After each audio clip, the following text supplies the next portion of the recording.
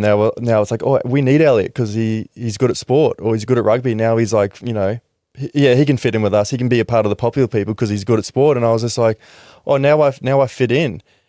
And now I clung to that through all my life because I was like, well, this is how I fit in. This is like my place in the world.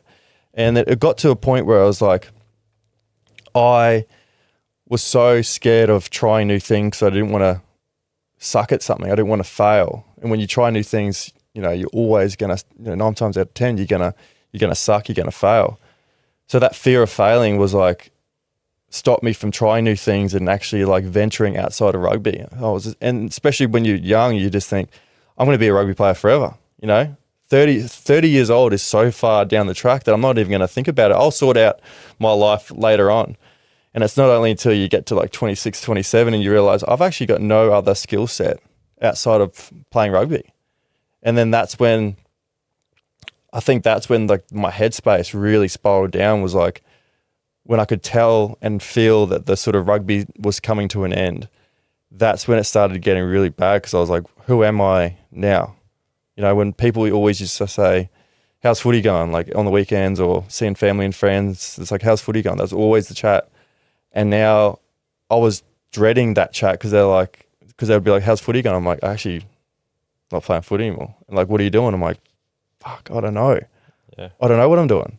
And that was a huge period of my life where it lasted for about 5 or 6 years, where I was just like trying to figure out who I am outside of footy, while also dealing with my own mental health struggles, my own traumas that I've been pushed down since I was, 13, 14, 15 years old, that I like neglected. And, it's I had 360 on the podcast, and he talked about like from the ages of 20 to 30 was just a write-off for him. Like it was just no emotional, spiritual or physical growth. And it was honestly, I felt the exact same thing. Like I woke up at 30 and I was like, I felt like a kid. I felt like a little boy, like dealing with all these things, all these issues, figuring out who I am, what kind of man I want to be, and figuring out all these, my values and stuff at 30 years old. I felt like a little boy, and I was just like, oh man, like I better sort my shit out. Like I was really afraid of not fulfilling my potential as a human, because I was always too afraid to like dig deeper and figure out like why I am the way that I am. And that's something that I'm still growing through now, but every day, like every day I'm trying to figure out like who I am, what makes me tick. And it talked about that awareness. Like I didn't have that awareness at the time. It was always afterwards. But every time now, I'm so blessed to have that awareness now. When something triggers me, it's not an instant reaction.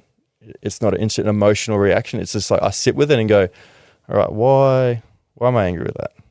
What's something that I haven't healed in me that makes me angry at that? And that's the beautiful thing that I'm at on now, where every day I'm trying to get a little bit better.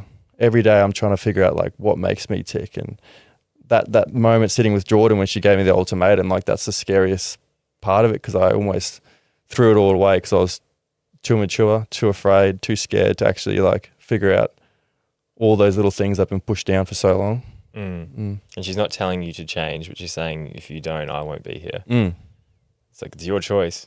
The ball's in my court. Yeah. It always was. And she knew that I was avoiding it. She knew I was procrastinating. She knew that, I needed to make the change. She just gave me a little push.